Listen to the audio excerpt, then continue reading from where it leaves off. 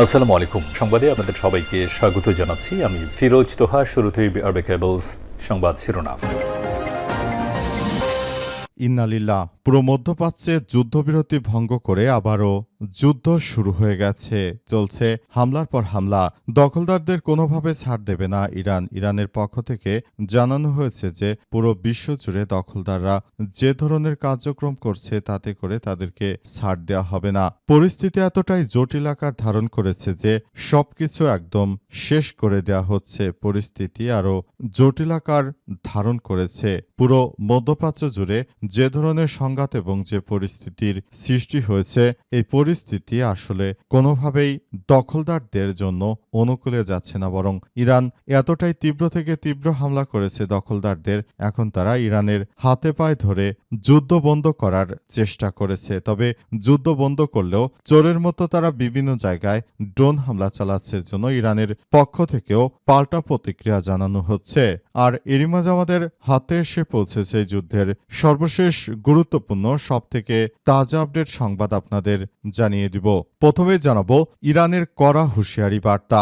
Iran ও যুক্তরাষ্ট্রের মধ্যে ঘোষিত ভঙ্গুর যুদ্ধবিরতি দ্বিতীয় দিনে পড়েছে। এরই মধ্যে লেবাননে ব্যাপক বোমাবর্ষণ করেছে ইসরায়েলি বাহিনীর ফলে তেহরানও নতুন করে যুদ্ধের হুমকি দিয়েছে এবং ইসরায়েলকে লক্ষ্য করে ক্ষেপণাস্ত্র নিক্ষেপ করেছে। এরপর জানাবো পদত্যাগের দাবি ওঠার পরেই যুদ্ধবিরতিতে সম্মত হয়েছে ডোনাল্ড ট্রাম্প। ইরান যুদ্ধ পরিচালনা একটি সম্পূর্ণ সভ্যতা। আজ রাতে মারা যাবে প্রেসিডেন্ট ডোনাল্ড ট্রাম্পের এমন উস্কানিমূলক মন্তব্যের জেরে তার দ্বিতীয় মেয়াদে প্রথমবারের মতো পদত্যাগের ব্যাপারে দাবি উঠেছে মার্কিন কংগ্রেসের ডেমোক্রেট সদস্য। সংবিধানের 25তম সংশোধনী প্রয়োগের মাধ্যমে তাকে সরিয়ে দেওয়া বা অভিশংসনের প্রক্রিয়া শুরু করার আহ্বান জানায়। এরপরই তাড়াহুড়ো করে ডোনাল্ড ট্রাম্প যুদ্ধবিরতিতে রাজি হয়েছে। গদি বাঁচাতে তার মানে ডোনাল্ড ট্রাম্প এই যুদ্ধবিরতিতে রাজি হয়েছে। এবারে জানাবো শান্তি আলোচনা করতে পাকিস্তান যাচ্ছে ইরান ও যুক্তরাষ্ট্রের প্রতিনিধি দল। যুক্তরাষ্ট্র ইসরায়েলের সঙ্গে চলমান সংঘাত নিরসনে একটি চূড়ান্ত সমঝোতায় পৌঁছানোর লক্ষ্যে আজ পাকিস্তানের রাজধানী ইসলামাবাদে পৌঁছাচ্ছে ইরানের একটি উচ্চ পর্যায়ের প্রতিনিধি দল। এবারে জানাবো ইসরায়েলি বাহিনীর ড্রোন হামলায় আল জাজিরার সাংবাদিক নিহত। অধিকৃত গাজা উপত্যকায় ইসরায়েলি বাহিনীর ড্রোন হামলায় কাতার ভিত্তিক সংবাদ মাধ্যম আল জাজিরার সাংবাদিক মোহাম্মদ উইশা নিহত হয়েছে। সংবাদ মাধ্যমটি এই তথ্য নিশ্চিত করেছে খবর আল জাজিরার। এবং সর্বশেষ জানাবো আবু সাইদ হত্যা মামলায় 2 পুলিশের মৃত্যুদণ্ড, 3 জনের যাবজ্জীবন। বৈষম্যবিরোধী ছাত্র আন্দোলন চলাকালে রংপুরে বেগম রোকেয়া বিশ্ববিদ্যালয়ের শিক্ষার্থী আবু সাইদকে প্রকাশ্যে গুলি করে হত্যা মামলা রায় ঘোষণা করেছে আন্তর্জাতিক অপরাধ ট্রাইব্যুনাল 2। এই ঘটনায় 2 পুলিশের মৃত্যুদণ্ড দেওয়া হয়েছে, 3 জনের যাবজ্জীবন কারাদণ্ড দিয়েছে আদালত। এই ঘটনার পর আসলে পরিস্থিতি কোন দিকে যাচ্ছে সেটি বোঝা যাচ্ছে না। প্রিয় দর্শক, এতক্ষণ শুনছিলেন সংবাদ শিরোনাম, এবারে বিস্তারিত। তবে তার আগে বন্ধুরা অনুরোধ থাকবে এই সংবাদটিতে একটি লাইক দিন। এই চ্যানেলে আপনি নতুন হয়ে থাকলে আমাদের সংবাদটি দেখতে দেখতে চ্যানেলটি সাবস্ক্রাইব করে রাখুন। কমেন্ট করে বন্ধুরা আপনার মূল্যবান মতামত জানিয়ে দিন আপনি বিশ্বের কোন দেশ থেকে বা বাংলাদেশের কোন স্থান থেকে আমাদের সংবাদটি দেখছেন এবং শুনছেন। আর বন্ধুরা সংবাদটি আপনার সোশ্যাল মিডিয়া ফেসবুকে শেয়ার করে বন্ধুদেরও দেখার সুযোগ করে দিন। আর বন্ধুরা সংবাদটি আপনার সোশ্যাল মিডিয়া ফেসবুকে শেয়ার করে বন্ধুদেরকেও দেখার সুযোগ করে দিন। গাজা যুদ্ধে আপনি যদি নিরীহ ফিলিস্তিনিদের ভালোবেসে থাকেন, কমেন্টে ইয়েস লিখে পুরো বিশ্বকে আমাদের এই সংবাদটি দেখার সুযোগ করে দিন। এবারে বিস্তারিত। ইরানের কড়া হুঁশিয়ারি বার্তা। ইরান ও যুক্তরাষ্ট্রের মধ্যে স্বঘোষিত ভঙ্গুর যুদ্ধবিরতি আজ দ্বিতীয় দিনে পড়ছে। এরই মধ্যে লেবাননে ব্যাপক হামলা চালিয়ে যাচ্ছে ইসরায়েল। এর ফলে তেহরানও নতুন করে যুদ্ধের হুমকি দিয়েছে। বার্তা সংস্থা এএফপি জানিয়েছে 2 সপ্তাহের যুদ্ধবিরতি ও আলোচনার বিষয়ে একমত হওয়ার পর ওয়াশিংটন ও তেহরান উভয় পক্ষই নিজেদের জয় দাবি করেছে। মধ্যপ্রাচ্য জুড়ে হাজার হাজার মানুষের প্রাণহানি এবং বৈশ্বিক অর্থনৈতিক বিপর্যয় সৃষ্টিকারী এই যুদ্ধ বন্ধ করাই আলোচনা লক্ষ্য। তবে বুধবারে এই চুক্তিতে ফাটল দেখা দেয়। মার্চে হিজবুল্লাহ যুদ্ধে জড়ানোর পরই এটি ছিল লেবাননে ইসরায়েলের সবথেকে ভয়াবহ হামলা। বৈরুতে জনবহুল এলাকাগুলোতেও এই হামলার শিকার হয়েছে। লেবাননের স্বাস্থ্য মন্ত্রণালয় জানিয়েছে আজ হামলায় অন্তত 254 জন নিহত এবং 900 জন আহত হয়েছে। ইসরায়েল জানিয়েছে হিজবুল্লাহর বিরুদ্ধে তাদের লড়াই মঙ্গলবার রাতে হওয়া ইরান যুক্তরাষ্ট্র চুক্তির অংশ নয়। একই সুরে কথা বলছে মার্কিন vice president JD Vance. Vance আরও জানান, যুক্তরাষ্ট্র কখনোই লেবাননকে এই যুদ্ধবিরতির অংশ বলেনি। লেবানন ইস্যুতে ইরান যদি এই আলোচনা ভেস্তে দিতে চায় তবে সেটি তাদের একান্তই নিজস্ব সিদ্ধান্ত। তবে ইরানের পার্লামেন্টের স্পিকার বাখের গালিবাফ যুদ্ধবিরতি নিয়ে হুমকি দিয়ে তিনি সামাজিক যোগাযোগ মাধ্যমে জানিয়েছেন যে দখলদারেরা যদি এই যুদ্ধবিরতি না মানতে চায় তাহলে আমরা যুদ্ধবিরতি করতে মোটেও রাজি নই।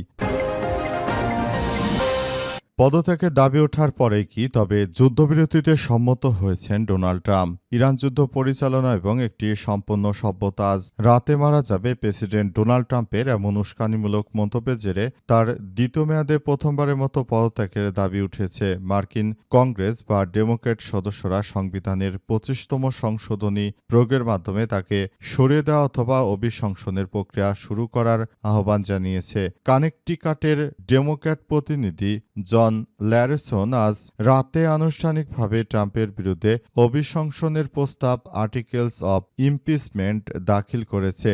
লারসন তার বিবৃতিতে উল্লেখ করেছেন পুরো একটি সভ্যতাকে ধ্বংস করার হুমকি এবং ইস্টার সানডের দিন করা অসংলগ্ন মন্তব্যগুলো কেবল যুক্তরাষ্ট্রের নিরাপত্তা ঝুঁকিতেই ফেলছে না, বরং এগুলো যুদ্ধ অপরাধের আগাম আভাস দিচ্ছে। কংগ্রেসের ডেমোক্র্যাট নেতাদের মধ্যে ট্রাম্পের মানসিক অস্থিতিশীলতা দিন দিন বিপজ্জনক পর্যায়ে পৌঁছে যাচ্ছে। সাবেক স্পিকার ন্যান্সি পেলোসি এবং প্রতিক্রিয়ায় জানিয়েছে যদি মন্ত্রিসভা 25তম সংশোধনী প্রয়োগ করে শান্তি ফিরে আনতে ব্যর্থ হয় তবে রিপাবলিকানদের উচিত অবিলম্বে কংগ্রেস অধিবেশন থেকে এই যুদ্ধ বন্ধ করে দেয়া। সিনেটের এই মার্কিন একই সুরে মিলিয়ে আরও জানিয়েছে ট্রাম্প বিশ্ববাসীর জন্য একটি স্পষ্ট ও বিপজ্জনক হয়ে দাঁড়িয়েছে। বর্তমান তাকে এই পর্যায় থেকে সরিয়ে দেওয়ার জন্য কাজ করা হচ্ছে। এরপরই ট্রাম্প মূলত এই যুদ্ধবিরতি করতে রাজি হয়েছে, অর্থাৎ তিনি তার প্রেসিডেন্টের পদ হারাতে চলেছেন। এই সংবাদের কারণে মূলত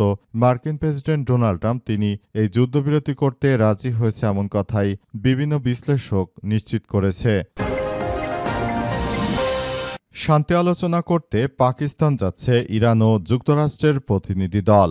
শুক্রবার শান্তি আলোচনা অনুষ্ঠিত হচ্ছে পাকিস্তানে। এই যুদ্ধ বন্ধ করার পর এই যুদ্ধবিরতি নিয়ে দুই পক্ষই পরস্পর তারা কার্যক্রম চালিয়ে যাচ্ছে। তারা সবাই যার যার জায়গা থেকে মূলত শান্তি আলোচনা করে পরিস্থিতি আবারও আগের মতো করে নিয়ে আসতে চায়। পুরো পরিস্থিতি এখন আসলে খুবই ভালো দিকে যাচ্ছে। পরিস্থিতি এখন আগের থেকে অনেক উন্নতি হচ্ছে এবং সবকিছু দেখভাল করা হচ্ছে। পরিস্থিতি দখলদার ইসরায়েলি বাহিনী যে খারাপ পজিশনে নিয়ে গিয়েছিল সেখান থেকে পাকিস্তান, ইরান এবং যুক্তরাষ্ট্রকে এই যুদ্ধবিরতি করানোর জন্য রাজি হয়েছে। পাকিস্তানের প্রধানমন্ত্রী শেহবাজ শরীফ এবং পাকিস্তানের সেনাবাহিনী প্রধান জেনারেল আসিম মুনিরের নেতৃত্বে মূলত যুদ্ধবিরতি কার্যকর হয়েছে। 15 দিনের এই যুদ্ধবিরতি আগামীতে কোন দিকে যায় বিশ্ব সেটি দেখার বিষয়। এই 2 সপ্তাহের যুদ্ধবিরতি নিয়ে আলোচনা করতে ইরানের প্রতিনিধি দল এবং আমেরিকার প্রতিনিধি দল তারা ইসলামাবাদ ও রাওয়ালপিন্ডিতে বসে আলোচনা করবে কিভাবে এই যুদ্ধ আরও ভবিষ্যতের দিকে যুদ্ধবিরতিগুলো কিভাবে কার্যকর, পরিস্থিতি আসলে কিভাবে কি করা যায় না করা যায় সব বিষয়গুলো নিয়ে তারা সুন্দরভাবে পরিস্থিতি আরও জটিল আকারে চালিয়ে যেতে চায় বলে এমনটাই নিশ্চিত করা হয়েছে। পুরো মধ্যপ্রাচ্য জুড়ে দখলদার ইসরায়েলি বাহিনী সবকিছু তছনছ করে দিতে চেয়েছিল, কিন্তু দখলদারদের মাটির সঙ্গে মিশিয়ে দিয়েছে ইরানের ইসলামী বিপ্লবী গার্ড বাহিনী। দখলদারদের কোনোভাবেই ছাড় দেওয়া হচ্ছে না। তাদেরকে যেখানে পাওয়া যাচ্ছে সেখানেই তাদেরকে কতল করছে ইরানের ইসলামী বিপ্লবী গার্ড বাহিনীর সদস্যরা। তারা ইতিমধ্যে এসব বিষয় নিয়ে খুবই গুরুত্ব দিচ্ছে এবং পরিস্থিতি জটিল হওয়ার আগেই সবকিছু ঠিকঠাক করার চেষ্টা চালিয়ে যাচ্ছে। ইসরায়েলি বাহিনীর ড্রোন হামলায় আল জাজিরার সাংবাদিক নিহত। অধিকৃত গাজা উপত্যকায় দখলদার ইসরায়েলি বাহিনীর হামলায় আল জাজিরার সাংবাদিক নিহত হয়েছে। অধিকৃত গাজা উপত্যকায় দখলদার বাহিনী এই ড্রোন হামলা চালিয়েছে। নিহত সাংবাদিক মোহাম্মদ উইসা, তিনি আল জাজিরার একজন সিনিয়র সাংবাদিক বলে জানা গেছে। তার জীবনটিকে নিয়ে নিল দখলদার ইসরায়েলিরা। তারা মধ্যপ্রাচ্যে যে ধরনের সংঘাতময় পরিস্থিতি এবং যে জটিলতার সৃষ্টি করেছে, তাদের উদ্দেশ্যই হচ্ছে পুরো মধ্যপ্রাচ্যের সবকিছু নিজেদের নিয়ন্ত্রণে নেওয়ার জন্য তারা প্রতিনিয়ত এই কার্যক্রমগুলো চালিয়ে যাচ্ছে। এই দখলদার রাষ্ট্রটি তাদের আরেকটি কাজ হচ্ছে তারা মুসলিমদেরকে টার্গেট করে শুধু এই হত্যাকাণ্ড চালায়। তাদের মূল টার্গেট হচ্ছে সারা বিশ্বের কাছে নিজেদেরকে প্রতিষ্ঠিত করা, কিন্তু কোনোভাবেই তারা নিজেদেরকে প্রতিষ্ঠিত করতে পারবে না ইনশাল্লাহ। কারণ দখলদারদের পৃথিবীর কেউই বিশ্বাস করে না। এই দখলদারদের কেউই পৃথিবীতে জায়গা দেয়নি। তারা দ্বিতীয় বিশ্বযুদ্ধের পর থেকে ইউরোপীয় ইউনিয়নের হাতে মার খেয়ে অবশেষে তারা এসেছিল এবং এই পরিস্থিতি তারাই মূলত তৈরি করেছিল। পুরো মধ্যপ্রাচ্য জুড়ে যে সংঘাতময় পরিস্থিতি এবং যে জটিলতার সৃষ্টি হয়েছে, এর জন্য দখলদাররা কোনোভাবে দায় এড়িয়ে যেতে পারবে না বলে এমনটাই মনে করা হচ্ছে। কারণ তারা রেড ক্রিসেন্টের সদস্য, এছাড়াও এমন কোনো সদস্য নেই যাদেরকে তারা বাদ দেয়নি। সবাইকে তারা ধরে ধরে হত্যা করেছে এই দখলদার ইসরায়েলি বাহিনী। এজন্য প্রতিনিয়ত তারা আমাদের মুসলিম ভাই বোনদেরকে টার্গেট করে হত্যা চালিয়ে যাচ্ছে। এই হত্যাকাণ্ডের ঘটনায় মূলত সবকিছু তছনছ করে দেয়া হচ্ছে।